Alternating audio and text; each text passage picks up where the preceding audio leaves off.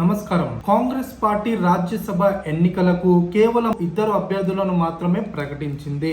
అయితే 3వ అభ్యర్థిని కూడా కాంగ్రెస్ పార్టీ పెడుతుందన్న చర్చ జరిగినప్పటికీ కూడా కాంగ్రెస్ పార్టీ 2 అభ్యర్థుల పేర్లను మాత్రమే ప్రకటించింది.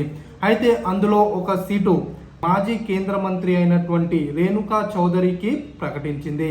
అయితే ఆమె లోక్సభ ఎన్నికల్లో పోటీ చేయాలని ఖమ్మం సీటుకు కూడా అప్లై చేసుకున్నారు. అయితే ఖమ్మం నియోజకవర్గం నుంచి మంత్రిగా ఉన్నటువంటి పొంగులేటి శ్రీనివాస్ రెడ్డి సోదరుడు కూడా ఖమ్మం నుంచి బరిలో దిగాలని యోచిస్తున్నారు. అంతేకాకుండా డిప్యూటీ సీఎం గా ఉన్నటువంటి బట్టి విక్రమార్క భార్య నందిని కూడా అక్కడి నుంచి పోటీ చేయాలని భావిస్తున్నారు. అంతేకాకుండా సోనియా గాంధీ కూడా స్వయంగా ఖమ్మం బరిలో దిగుతారన్న చర్చ కూడా సాగుతుంది. ఈ నేపథ్యంలో రేణుకా చౌదరిని రాజ్యసభకు పంపించి అక్కడ పోటీని తగ్గించారనే చెప్పుకోవాలి.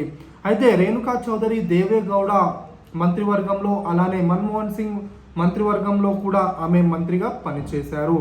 అయితే మరొక సర్ప్రైజ్ ఏంటంటే గ్రేటర్ హైదరాబాద్ పరిధి నుంచి మాజీ ఎంపీ అయినటువంటి అంజన్ కుమార్ యాదవ్ తనయుడు అనిల్ కుమార్ యాదవ్ కు రాజ్యసభ స్థానాన్ని కేటాయించింది కాంగ్రెస్ పార్టీ.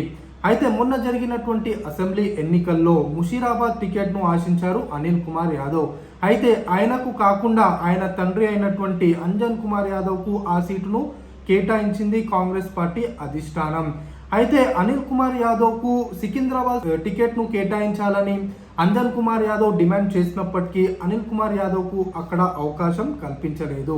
అయితే జూబ్లీ హిల్స్ నుంచి ఉన్నటువంటి నవీన్ కుమార్ యాదవ్ను కాంగ్రెస్ పార్టీలో చేర్చుకున్నారు. అప్పుడే నవీన్ కుమార్ యాదవ్కు సికింద్రాబాద్ లోక్సభ స్థానం కేటాయిస్తామని హామీ ఇచ్చినట్లు అర్థమవుతుంది.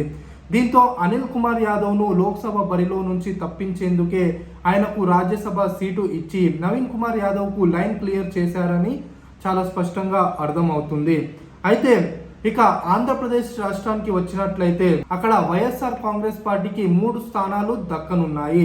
అయితే అక్కడ 3 స్థానాలకు కూడా వైఎస్ఆర్సీపీ తమ అభ్యర్థులను ప్రకటించగా తెలుగుదేశం పార్టీ మాత్రం తమ అభ్యర్థులను ప్రకటించలేదు. తాము ఎన్నికలకు పోటీ పెట్టకుండా దూరంగా ఉంటున్నట్లుగా తెలుగుదేశం పార్టీ ప్రకటించింది. అయితే వైఎస్ఆర్సీపీ జగన్మోహన్ రెడ్డి బాబాయ్ అయినటువంటి వైవి సుబ్బారెడ్డికి రాజ్యసభను ప్రకటించింది. అయితే ఆయన ఒకసారి ఒంగోలు నుంచి పార్లమెంట్ సభ్యుడిగా పనిచేశారు. అంతేకాకుండా 2 సార్లు టీటీడీ చైర్మన్గా కూడా ఆయన పనిచేశారు. ఆ తర్వాత ఇంకో స్థానాన్ని మేడా రఘునాథ్ రెడ్డికి ప్రకటించింది వైఎస్ఆర్సీపీ పార్టీ. అయితే మేడా రఘునాథ్ రెడ్డి ప్రస్తుతం రాజంపేట్ ఎమ్మెల్యేగా ఉన్నటువంటి మేడా వెంకట మల్లికార్జున్ రెడ్డి స్వయాన సోదరుడు. అయితే ఆయన ప్రస్తుతం వ్యాపారవేత్తగా కొనసాగుతున్నారు. అయితే ఆయనకు ఇదివరకే జగన్మోహన్ రెడ్డి రాజ్యసభ సభ్యుడిగా అవకాశం ఇస్తానని మాట ఇవ్వడంతో ప్రస్తుతం ఆయన మాట ఇచ్చినందుకు మేడా రఘునాథ్ రెడ్డిని రాజ్యసభకు పంపుతున్నారు. అయితే ప్రస్తుతం పాయకరావుపేట ఎమ్మెల్యేగా ఉన్నటువంటి గొల్లా బాబురావుకు ఎమ్మెల్యే టికెట్ నిరాకరించిన జగన్మోహన్ రెడ్డి గొల్లా బాబురావుకు రాజ్యసభ సభ్యుడిగా అవకాశం కల్పించారు. అయితే టీడీపీ ఈసారి ఎన్నికల్లో అభ్యర్థులను పెట్టలేకపోవడంతో ఇవి 3 కూడా ఏకగ్రీవంగా రాజ్యసభకు ఎన్నికయ్యారు. ధన్యవాదాలు.